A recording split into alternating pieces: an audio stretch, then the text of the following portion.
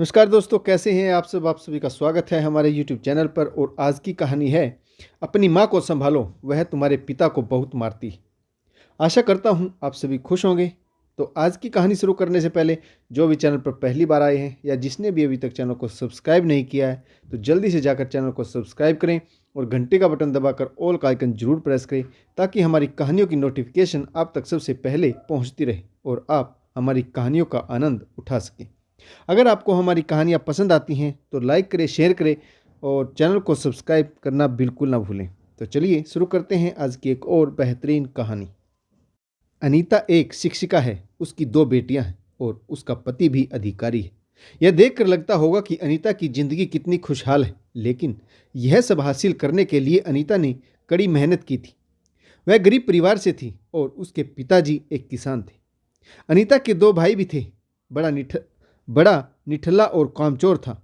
वास्तव में अनीता के बड़े भाई को माँ के लाड प्यार ने ही बिगाड़ दिया था। अनीता का छोटा भाई पैदाइशी दिमाग से कमज़ोर और उसकी आंखें भी ठीक नहीं थी। इसीलिए माँ बाप को सारी उम्मीदें बड़े बेटे से ही थी और इसीलिए माँ बाप अपना सारा प्यार बड़े बेटे पर ही लुटाते थे, क्योंकि उन्हें लगता था कि छोटे बेटे की इस हालत में कोई भी शादी नहीं करेगा। जब पढ़ने लिखने और भविष्य बनाने के दिन थे तब बड़ा भाई दोस्तों की मंडली में बैठकर मौज मस्ती करता रहा। उस समय पर अनीता अपनी पढ़ाई के साथ साथ घर में माँ के कामों में हाथ बटाती थी। धीरे धीरे कछुआ चाल चलती हुई अनीता ने बीए बीएड कर ली। उसके बाद वह सरकारी अध्यापिका बन गई और एक दिन कोई दूर का रिश्तेदार अनीता के लिए कल्पेश का रिश्ता ले आया। कल्पेश के माता पिता को पढ़ी लिखी और एक कामकाजी बहू चाहिए थी। उन्हें दहेज में कुछ भी नहीं चाहिए था और अनीता की शादी कल्पेश से हो गई। माँ बाप के लाड प्यार ने बड़े भाई को बिगाड़ दिया। वह इंटर पास भी नहीं कर पाया और धीरे धीरे बुरी आदतों का शिकार भी हो गया। गांव में बहुत सारे आवारा लड़कों की मंडली दिन ढलते ही नशे की गिरफ्त में आ जाती थी। अनीता का बड़ा भाई वीरेंद्र भी उसी मंडली का सदस्य था। फिर एक दिन अनीता के पिता ने गांव की जमीन बेचकर शहर में एक छोटा सा मकान ले लिया और स्वयं केले की रेहड़ी लगाने लगा। वह सोच रहे थे कि बेटा गांव से दूर रहेगा तो उसकी सारी बुरी आदतें छूट जाएगी और वह हुआ भी ऐसा ही। धीरे धीरे अनीता के बड़े भाई की लगभग सभी बुरी आदतें छूट गई, लेकिन जब वीरेंद्र को होश आया तो समय निकल चुका था। अब वह भी अपने पिता के साथ केले की रेहड़ी पर उनके काम में हाथ बटाने लगा। बड़े भाई के लिए एक गरीब घर से सुधा का रिश्ता आया और उन दोनों का विवाह भी हो गया। समय अपनी गति से चल रहा था। माँ बाप बुजुर्ग हो गए। सुधा बहुत तेज तर्रार थी। जब तक सास ससुर कमाते थे तब तक उसे अच्छे लगते थे, लेकिन अब जब वह बैठकर खाने लगे तो उसकी आंखों में खटकने लगे। सुधा अक्सर ही ताने देती कि अनीता दीदी को इतना पढ़ाया लिखाया, आप लोग उसके पास जाकर रहिए। वह तो इतने अमीर घर में मालकिन बनकर बैठी, क्या अपने माँ बाप को 2 वक्त की रोटी भी नहीं दे सकती? हमारे लिए अपना और अपने बच्चों का पेट पालना मुश्किल हो रहा है। शहर में इतनी महंगाई है, केले की रेहड़ी से आमदनी ही क्या होती है? सुधा ऐसा कहती तो वीरेंद्र भी उसी का पक्ष लेता और वह अपने माँ बाप को परेशान करने लगा। अनीता के पिताजी गांव की जमीन पहले ही बेच चुके थे। अब वहां पर 2 कमरे का टूटा फूटा मकान ही बचा था।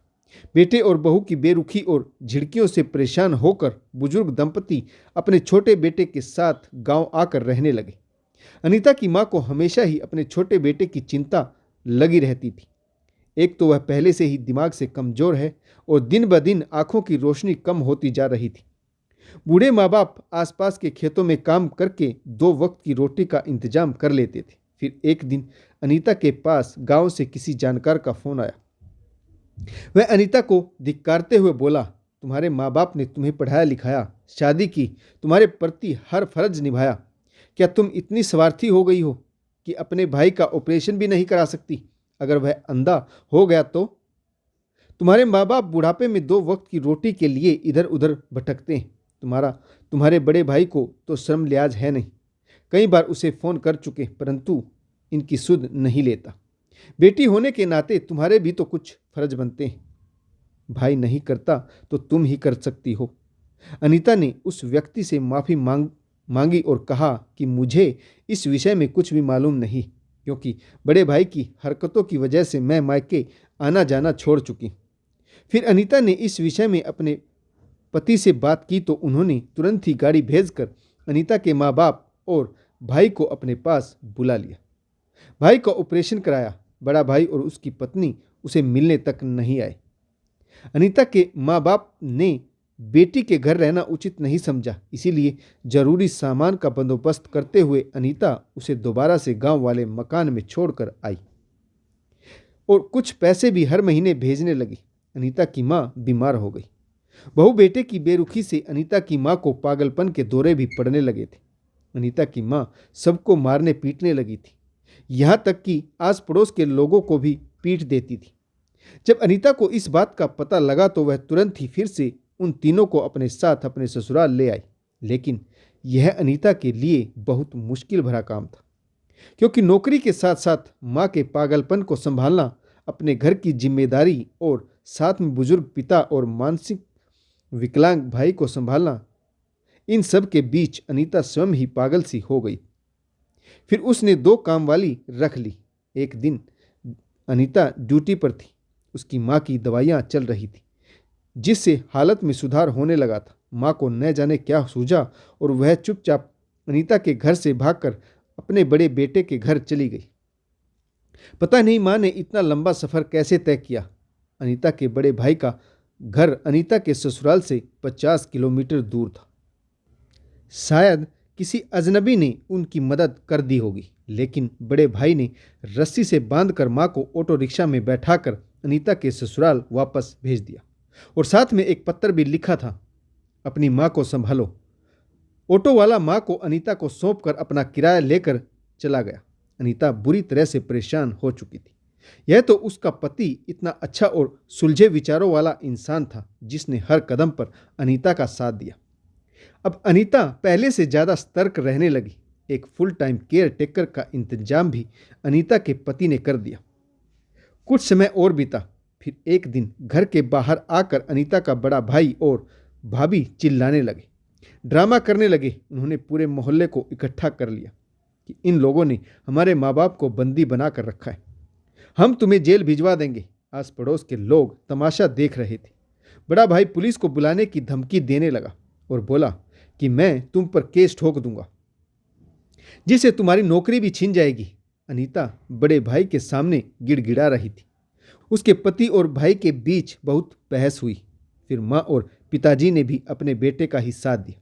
शायद पुत्र मोह आज भी उन पर हावी हो गया और वह उल्टा अपनी बेटी और दामाद को ही सुनाने लगे। बेटे और बहू को आया देख तीनों ने जल्दी जल्दी अपना सामान बांध लिया और वे उनके साथ वहां से चले गए। फिर अनीता को कुछ मानसिक शांति मिली। सोचा कि शायद बड़े भाई और उसकी पत्नी को अकल ठिकाने आ गई होगी। परंतु 15 दिन के बाद ही अनीता के पिताजी का फोन आया। वह रोते हुए कहने लगा, बेटा तुम्हारी माँ के जेवर और गांव वाले मकान के पेपर्स पर साइन और हमारे पास थोड़ा बहुत जो भी था तुम्हारे भाई ने हमसे सब छीन लिया और हमें धक्के मारकर घर से बाहर निकाल दिया, हमें सड़क पर फेंक दिया। कहने लगा गांव में जाकर रहो, जब तक तुम लोग जिंदा हो मैं उस मकान को नहीं बेचूंगा, रहने के लिए तुम्हें दे देता हूं। हम लोग गांव आ गए। तुम्हारी माँ को फिर से पागलपन के दौरे पड़ने लगे। वह मुझे बहुत मारती, मैं भी गुस्से से उसे पीट देता हूँ, बेड़ियों से बांध कर रखता हूँ, लेकिन फिर भी अपने सारे कपड़े फाड़ लेती। पड़ोसियों को गंदी गाली बकती है। बेटी हमें अपने पास बुला लो। अनीता कहने लगी, बाबूजी मैं हाथ जोड़कर आपसे माफ़ी मांगती हूँ। आप सब ने मेरे पति को कितना अपमानित किया है। आप लोगों ने मेरे घर को नरक बना दिया। इन्होंने बिना किसी लालच के और निस्वार्थ भाव से आपको बुजुर्ग समझते हुए अच्छे डॉक्टर से आपका इलाज करवाया, अच्छा खाना रहना पहनने को दिया। अब मुझे माफ़ कर दीजिए। फिर कुछ दिनों के बाद पता चला कि माँ स्वर्ग सिधार गई। अनीता अपनी माँ की 13वीं पर गांव गई। पति साथ नहीं गई क्योंकि उन्हें जरूरी काम था।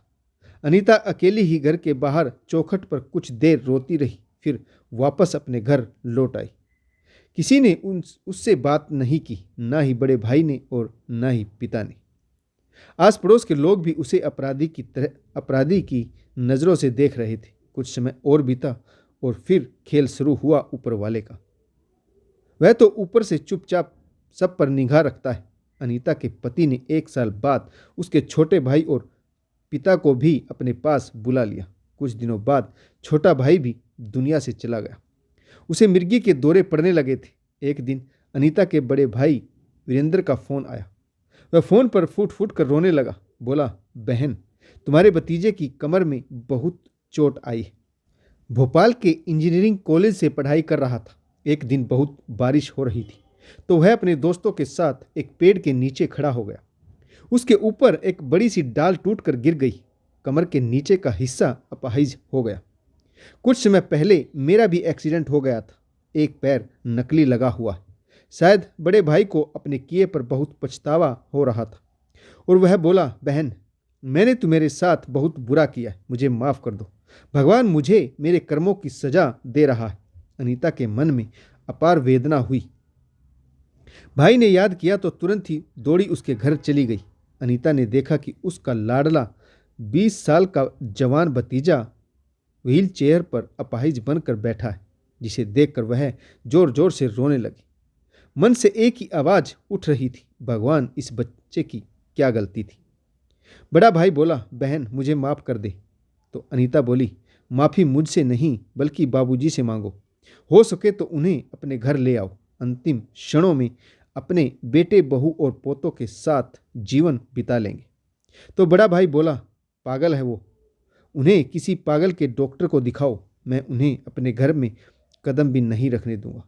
यह सुनकर तो अनीता को भाई से नफरत सी हो गई। आखिर रस्सी जल गई परंतु बल नहीं गई। कुछ दिनों बाद अनीता के पिताजी भी स्वर्ग सिधार गए। भाई के घर की स्थिति बद से बदतर होती जा रही थी। उनके एक बेटे ने लव मैरिज की और अपने माँ बाप से अलग रहने लगा। बड़े बेटे को जो लकवाग्रस्त था, भाई भाभी जीवन भर ढोते रहे। कुछ दशकों बाद समय का एक बार फिर स्वयं को दोहरा रहा था। भाभी अपने बेटे के प्यार और चिंता में पागल हो गई। भाई उन्हें पागल खाने में छोड़ आया। बेटे की उचित देखभाल नहीं हो सकी और वह भी गुजर गया। कुछ दिनों बाद बड़ा भाई भी वृद्धा आश्रम पहुंच गया।